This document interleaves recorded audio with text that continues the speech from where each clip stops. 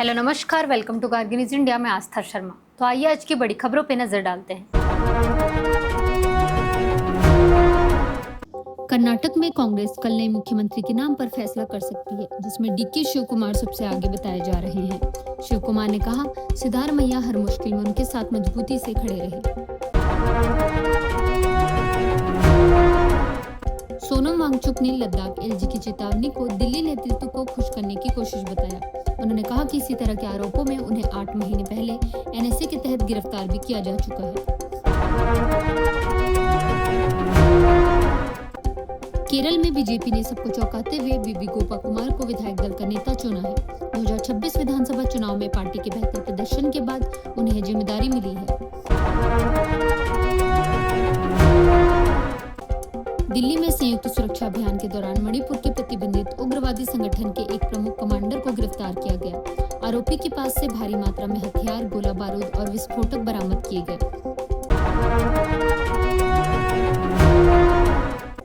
एआईएडीएमके नेता आरबी उदय कुमार ने आधव अर्जुना को पार्टी कार्यकर्ताओं को तोड़ने की कोशिश न करने की चेतावनी दी। उन्होंने कहा कि ऐसा करने पर आधव अर्जुना को राजनीतिक परिणाम भुगतने पड़ सकते हैं।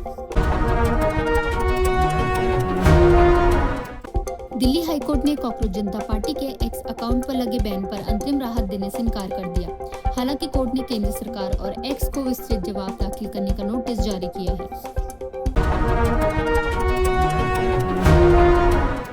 केंद्रीय मंत्री धर्मेंद्र प्रधान ने सीबीएसई की तकनीकी गड़बड़ियों पर कार्रवाई का भरोसा दिया है। उन्होंने कहा कि डिजिटल मूल्यांकन प्रणाली पारदर्शिता और छात्रों की सुविधा बढ़ाने के लिए शुरू की गई है।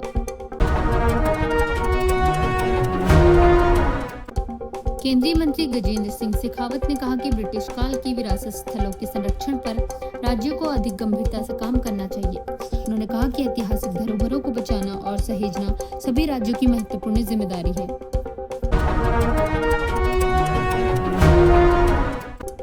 सुप्रीम कोर्ट ने हाई कोर्टों में लंबित मामलों की देरी कम करने के लिए देश भर में न्यायिक समय सीमा लागू करने का फैसला किया है।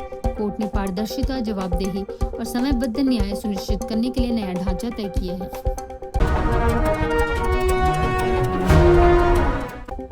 कॉकरोच जनता पार्टी को दिल्ली हाई कोर्ट से झटका लगा। कोर्ट ने एक्स अकाउंट बहाल करने से फिलहाल इनकार कर दिया। कोर्ट ने कहा कि अकाउंट पर पोस्ट की गई कुछ सामग्री थोड़ी आपत्तिजनक प्रतीत होती है।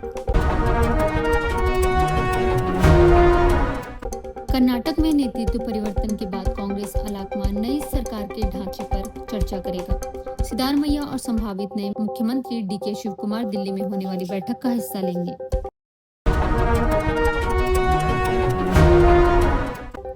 कर्नाटक के राज्यपाल ने सिद्धारमैया का मुख्यमंत्री पद से इस्तीफा स्वीकार कर मंत्रिमंडल भंग कर दिया है।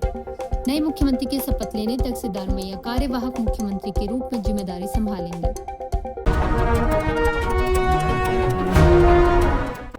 प्रधानमंत्री मोदी इस साल कनाडा दौरे पर जा सकते हैं, जहां दोनों देशों के बीच व्यापार समझौते को अंतिम रूप दिया जा सकता है। भारत के उच्चायुक्त दिनेश पटनायक ने बताया कि पीएम मोदी की कनाडा यात्रा की तारीखों पर चर्चा जारी है। अमेरिका ने ईरान के तेल व्यापार पर सख्त रुख अपनाते हुए चेतावनी दी है कि प्रतिबंधों के उल्लंघन पर कार्रवाई करने से पीछे नहीं हटेगा। वहीं अमेरिका और ईरान 60 दिन के युद्ध विराम विस्तार पर बातचीत कर रहे हैं।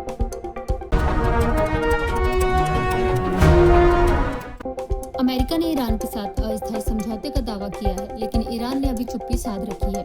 युद्ध विराम उल्लंघन के आरोपों के बीच दोनों देशों के बीच तनाव फिर बढ़ गया है।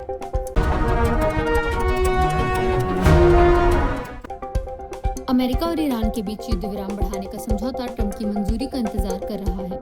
वहीं हमलों और जवाबी कार्रवाई के बीच संघर्ष विराम पर फिर दबाव बढ़ता दिख रहा है।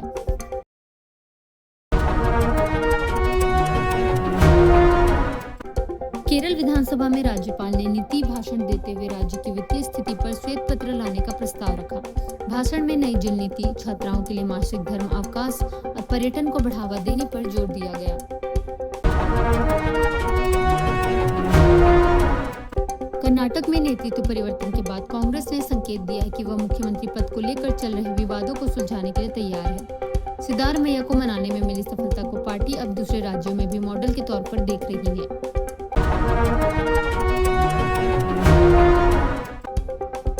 सुप्रीम कोर्ट ने हाई कोर्टों को किसी मामले में फैसला सुनाने के लिए अधिकतम 3 महीने की समय सीमा तय की है। साथ ही जमानत आदेश अगले दिन सुनाने और उसी दिन जेल प्रशासन को भेजने की बात कही है।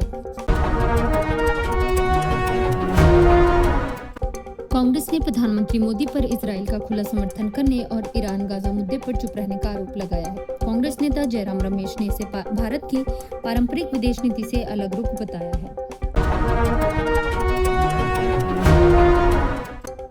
गृह मंत्री अमित शाह ने कहा कि जो घुसपैठिए स्वेच्छा से वापस लौट जाएंगे उनके खिलाफ कानूनी कार्रवाई नहीं की जाएगी।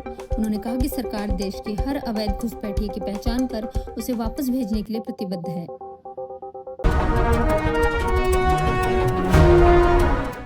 IMD के अनुसार इस साल देश में सामान्य से लगभग 90% बारिश होने की संभावना है। मौसम विभाग ने कहा कि मॉनसून केरल में जून के पहले सप्ताह में पहुंच सकता है।